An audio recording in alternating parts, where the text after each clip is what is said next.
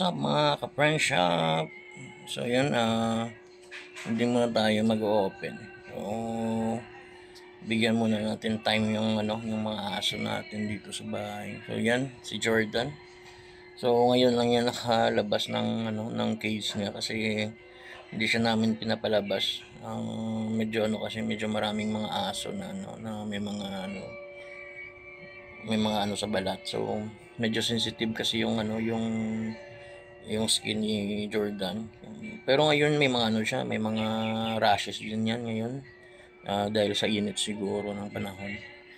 So yan, nililigo muna para mapreskuhan kasi yung mga bully is talaga yung yung balat nila, sensitive, tapos mabilis silang mahingal.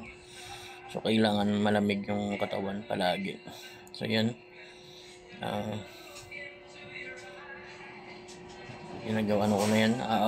Every week magaganyan na kaming dalawa kasi nung last hindi ko siya mabigyan ng time kasi medyo nag-busy ako sa shop process, tapos ng ng mga kinakailangan dun sa shop. So yan, so ngayon is naka na rin kami, pwede ko na pwede na, may time na ako para sa kanya. So alagaan naman natin to. Nung last kasi parang na siya mamatay na kasi sobrang init siguro. 3 days pumayat, pero ngayon okay na, bumalik na yung katawan niya. So pero bumalik na rin yung gana sa pagkain. Ayan, so nilabas ko na rin siya. Ayusin naman natin yung cage niya pag may time naman kasi sira na yung cage sa floor yung cage niya. Maghahanap pa tayo ng pangpalit, and then pipinturahan pa natin.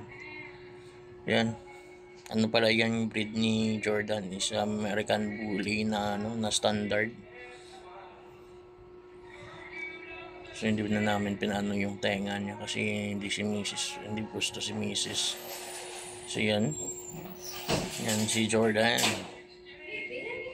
Yan, super na yung yung katawan niya. Shake, shake, shake, shake, shake that